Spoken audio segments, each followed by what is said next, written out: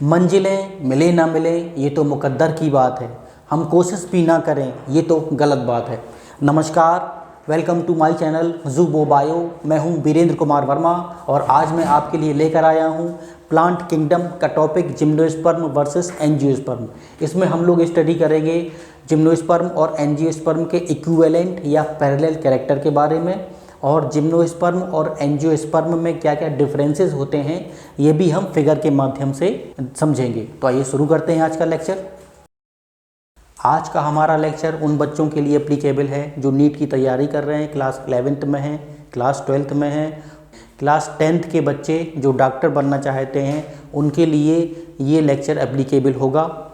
तो आइए शुरू करते हैं आज का लेक्चर। आज के हमारे लेक्चर का टॉपिक है जिम्नोस्पर्म वर्सेस एंजियोस्पर्म।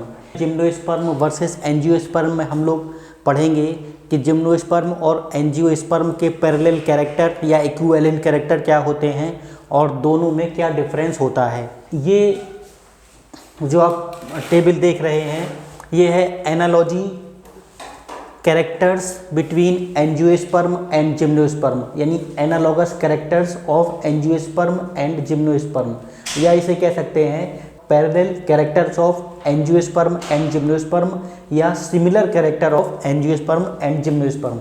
तो देख लेते हैं कि दोनों में पैरेलल कैरेक्टर कौन कौन से होते हैं। इनका फिगर भी हम आपको दिखाएंगे, फिगर के माध्यम से एकदम क्लियर कर देंगे।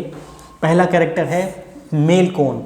मेल कोन जिम्नोस्पर्म में होता है और इसके पैरेलल एंजियोस्पर्म में मेल रिप्रोडक्टिव स्ट्रक्चर स्टेमिन होता है।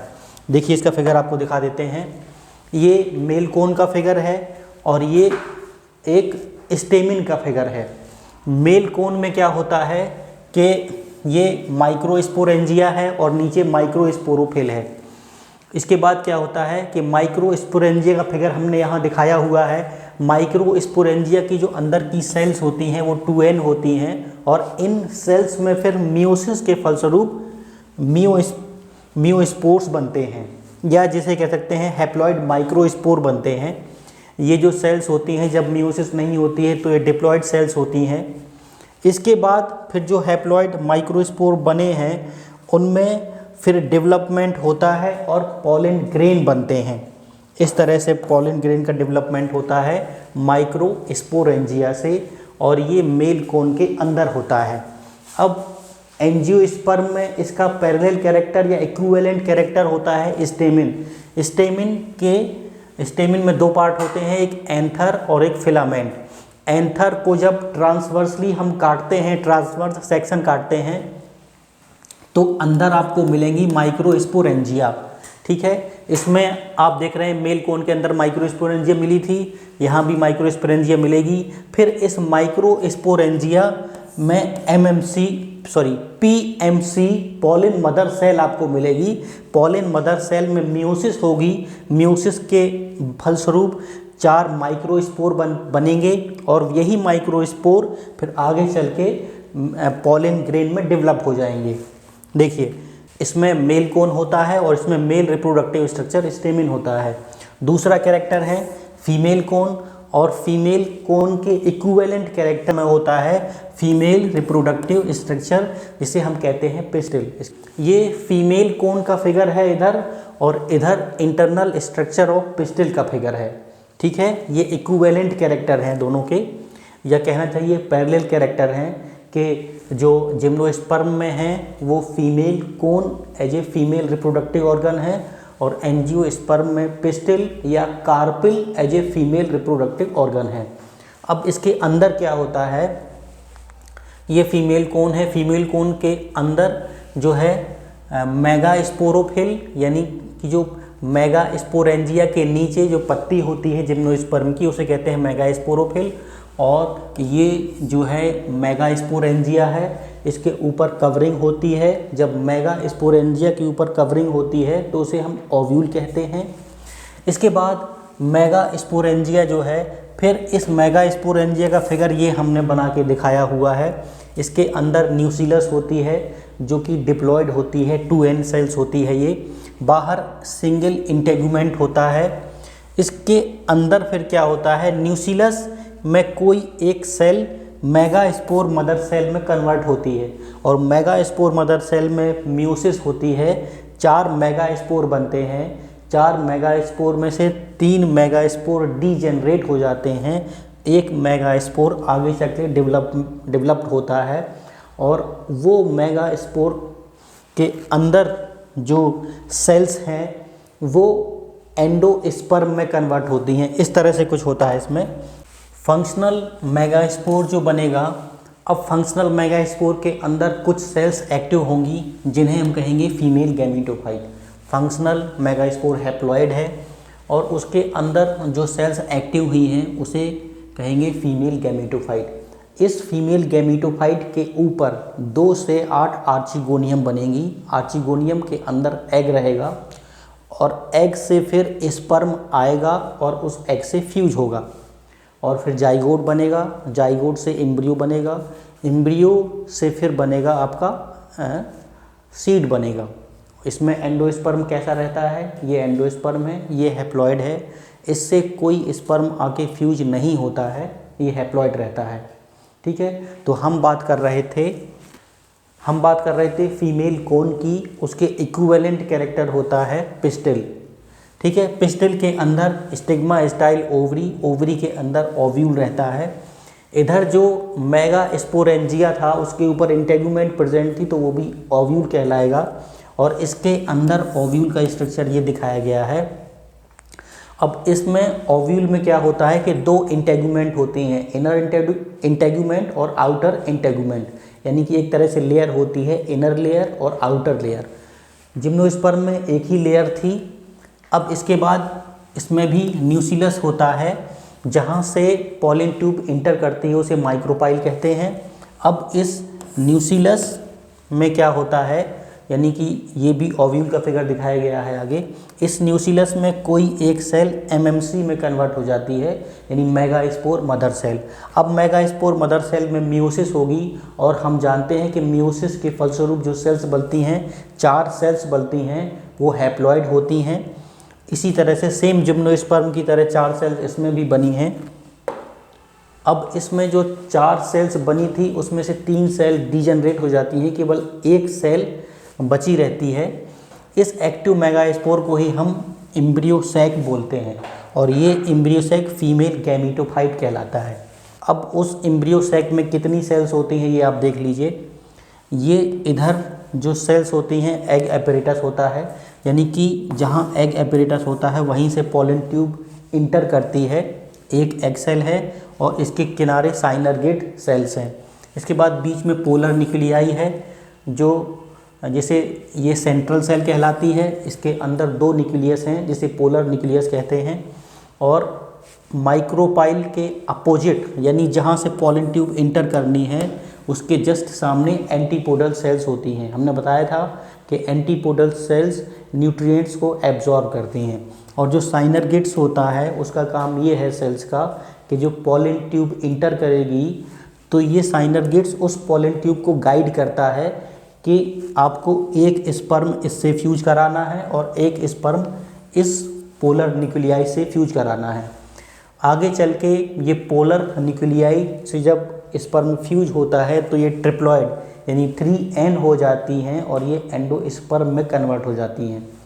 एग सेल से जब स्पर्म में फ्यूज होता है तो एग सेल कन्वर्ट होता है जाइगोट में और वो जाइगोट कन्वर्ट होता है एम्ब्रियो में। इस तरह से आप देख सकते हैं जो एंजियोस्पर्म में एंडोस्पर्म बनता है वो ट्रिप्लॉइड है यानी 3N है। जाइगोट इसमें 2N है। जिम्नोस्पर्म में जो एंडोस्पर्म है वो हैप्लॉइड है, इसमें जाइगोट डिप्लॉइड है, 2N है, बिल्कुल एंजियोस्पर्म की ही तरह। तीसरा कैरेक्टर हम देख रहे हैं माइक्रोस्पोरोफिल। माइक्रोस्पोरोफिल के इक्विवेलेंट कैरेक्टर होता है स्टेमिन। माइक्रोस्पोरोफिल क्या है? जिम्नोस्पर्म की एक पत्ती है तो मेल कोन के अंदर माइक्रोस्पोरोफिल होता है और माइक्रोस्पोरोफिल के ऊपर माइक्रोस्पोरेंजिया होती है। ठीक है, इसमें स्टेमिन के अंदर जो एंथर है उसके अंदर माइक्रोस्पोरेंजिया होती है। तो एक तरह से माइक्रोस्पोरेंजिया की जो कवरिंग है वो एंथर है और एंथर पार्ट होता है स्टेमिन का। इसी तरह से जो माइक्रोस्पोरोफिल है वो माइक्रोस्पोरेंजिया की कवरिंग है। तो ये इक्विवेलेंट कैरेक्टर है माइक्रोस्पोरोफिल और स्टेमिन। अब मेगास्पोरोफिल और पिस्टिल ये भी इक्विवेलेंट कैरेक्टर हैं, यानी मेगास्पोरेंजिया को ढके हुए एक जिम्नोस्पर्म की पत्ती लीफ होती है, वो है मेगास्पोरोफिल। और सेम एंजियोस्पर्म में जो मेगास्पोरेंजिया होती है उसको ढके हुए होता है पिस्टिल, यानी पिस्टिल के अंदर बनेगा मेगास्पोरेंजिया और मेगास्पोरोफिल जो पत्ती होती है उसके ऊपर बनेगा आपका मेगास्पोरेंजिया। नेक्स्ट कैरेक्टर पढ़ते हैं इसका, फीमेल गैमेटोफाइट। जिम्नोस्पर्म में जो फीमेल गैमेटोफाइट होता है वो हैप्लॉइड होता है, और एंजियोस्पर्म में जो फीमेल गैमेटोफाइट है उसे कहते हैं एम्ब्रियो सैक।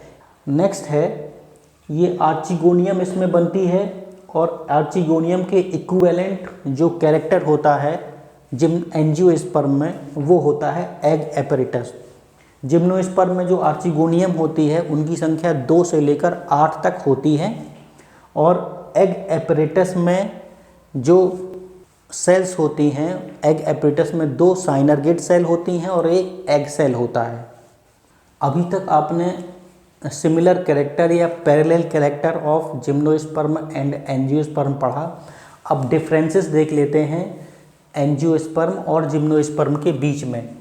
जिम्नोस्पर्म में जो होता है सिंगल फर्टिलाइजेशन होता है, इसमें डबल फर्टिलाइजेशन होता है। क्यों इसको हम सिंगल फर्टिलाइजेशन कह रहे हैं और क्यों इसको डबल फर्टिलाइजेशन कह रहे हैं, आइए देख लेते हैं फिगर के माध्यम से। जिम्नोस्पर्म में जो स्पर्म आते हैं पॉलन ट्यूब के माध्यम से, वो आर्चिगोनियम की एग सेल से ही फ्यूज होता है, और दूसरा जो स्पर्म होता है वो डीजेनरेट हो जाता है, इसलिए इसको हम सिंगल फर्टिलाइजेशन कहते हैं।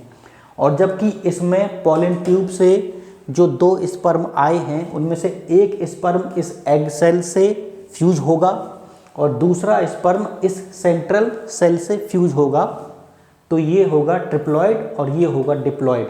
इसलिए चूँकि दोनों स्पर्म इसमें यूज हो रहे हैं इसलिए इसको बोलते हैं डबल फर्टिलाइजेशन, और जिम्नोस्पर्म के केस में बोलते हैं सिंगल फर्टिलाइजेशन। अब देखिए जिम्नोस्पर्म में जो एंडोस्पर्म होता है वो हैप्लॉइड होता है, जबकि एंजियोस्पर्म में जो एंडोस्पर्म होता है वो ट्रिप्लॉइड होता है, result of triple fusion. Seed have 3 generation और एंजियोस्पर्म में सीड हैव 2 जनरेशन। कैसे? अब देखिए ये एक ओव्यूल का फिगर है, इसमें ओव्यूल के अंदर इसमें एम्ब्रियो सैक है। इसमें जो ओव्यूल है उसके अंदर क्या होता है, ये एंडोस्पर्म है, ये हैप्लॉइड है। उसके बाद जो आर्चिगोनियम के अंदर एग है वो जब स्पर्म से फ्यूज होता है तो ये डिप्लॉइड हो जाता है। उसके बाद इसकी जो इंटेगुमेंट होती है वो 2n होती है, यानी पुराने प्लांट की तरह। ठीक, तो देखिए ये जो पूरा कन्वर्ट होगा ओव्यूल, ये कन्वर्ट होगा सीड में। जब सीड में ये कन्वर्ट होगा तो सीड में एक जो कोट रहेगा सीड कोट वो ओल्ड स्पोरोफाइट रहेगा, और जो जाइगोट बना है, जाइगोट से एम्ब्रियो बना है, वो न्यू स्पोरोफाइट रहेगा। और जो एंडोस्पर्म है आर्चिगोनियम के नीचे यानी ये वाला हिस्सा, ये रहेगा हैप्लॉइड। तीनों अलग अलग ही जनरेशन के हैं, इसलिए जिम्नोस्पर्म के केस में 3 जनरेशन बीज जब बनता है तो उसमें 3 जनरेशन पार्टिसिपेट करती हैं, जबकि एंजियोस्पर्म में 2 जनरेशन पार्टिसिपेट करती हैं। कैसे? एक तो इसमें जो इंटेगुमेंट रहता है ओव्यूल के ऊपर वो ओल्ड स्पोरोफाइट होगा, और जो एम्ब्रियो बना है और जो एंडोस्पर्म बना है ये दोनों न्यू स्पोरोफाइट रहेंगे। हालांकि ये जो एम्ब्रियो है वो 2n है और जो एंडोस्पर्म है वो 3n है, लेकिन इन दोनों को हम सेम जनरेशन का मानेंगे क्योंकि ये एक ही समय में बनती हैं। इसलिए एंजियोस्पर्म में जो सीड होता है उसमें 2 जनरेशन पार्टिसिपेट करती हैं, जबकि जिम्नोस्पर्म में जो सीड बनता है उसमें 3 जनरेशन पार्टिसिपेट करती हैं। यही सोचकर हर तपिश में जलता आया हूँ, धूप कितनी भी तेज हो समंदर नहीं सूखा करते। आप सभी से गुजारिश है, प्लीज़ मेरे चैनल को सब्सक्राइब करिए, वीडियो को लाइक करिए, शेयर करिए और वीडियो के ऊपर कमेंट ज़रूर करिएगा। अब नेक्स्ट कैरेक्टर देख लेते हैं। जिम्नोस्पर्म में जो ओव्यूल होता है वो कैसा होता है। जिम्नोस्पर्म का ओव्यूल ऑर्थोट्रोपस ओव्यूल कहलाता है और एंजियोस्पर्म का ओव्यूल एनाट्रोपस ओव्यूल कहलाता है। ऑर्थोट्रोपस ओव्यूल जो है सिंपलर ओव्यूल होता है और ये प्रिमिटिव ओव्यूल होता है। शुरुआत में जो प्लांट डेवलप हुए जैसे कि जिम्नोस्पर्म है उसमें इस तरह का ओव्यूल देखने को मिलता है। और ये जो एंजियोस्पर्म में है एनाट्रोपस ओव्यूल होता है, ये काफ़ी डेवलप्ड ओव्यूल होता है। ये है ऑर्थोट्रोपस ओव्यूल और ये है एनाट्रोपस ओव्यूल। ये पाया जाता है जिम्नोस्पर्म में और ये जनरली काफ़ी एंजियोस्पर्म में होता है। इसमें क्या होता है, ओव्यूल जो होता है ओवरी के अंदर रहता है। जिम्नोस्पर्म में ओवरी एब्सेंट होती है, तो आप जानते हैं। इसमें जहाँ से पॉलन ट्यूब इंटर करती है माइक्रोपाइल और जहाँ से ये इंटेगुमेंट से लगा रहता है उसे कहते हैं फ्यूनिकल। ये सीधा सीधा होता है, यानी कि माइक्रो जो पॉलन ट्यूब है वो यहाँ से इंटर होती है और इसका जो बेस है वो यहाँ से लगा हुआ रहता है। ये प्रिमिटिव टाइप का है और इसके अंदर जो ये बना है एम्ब्रियो सैक है। और जबकि इसमें क्या होता है, जो ओव्यूल होता है वो एक तरह से उल्टा लटका हुआ सा देखने में लगता है। इसमें यहाँ टॉप से ये ओवरी से लगा हुआ रहता है और जो पॉलन ट्यूब है वो यहाँ से एंटर करती है। तो ये अंतर है एनाट्रोपस ओव्यूल और ऑर्थोट्रोपस ओव्यूल। ये किस किस में होता है, ये आपको देखने को मिलेगा काली मिर्च में, पान में और जिम्नोस्पर्म में। ये आपको देखने को मिलेगा बहुत सारे एंजियोस्पर्म में और सूरजमुखी में भी ये होता है एनाट्रोपस ओव्यूल। हमारा नेक्स्ट कैरेक्टर है जो जिम्नोस्पर्म में सीड बनता है उसमें सिंगल इंटेगुमेंट होता है, जबकि एंजियोस्पर्म में जो सीड बनते हैं उसमें 2 इंटेगुमेंट पार्टिसिपेट करते हैं। चैन से रहने का हमको मशवरा मत दीजिए, अब मज़ा देने लगी हैं ज़िंदगी की मुश्किलें। पुनः आपसे गुजारिश है, प्लीज़ मेरे चैनल को सब्सक्राइब करिए, वीडियो को लाइक करिए, इसे शेयर कीजिए और वीडियो के ऊपर कमेंट ज़रूर करिएगा। Thank you, have a nice day.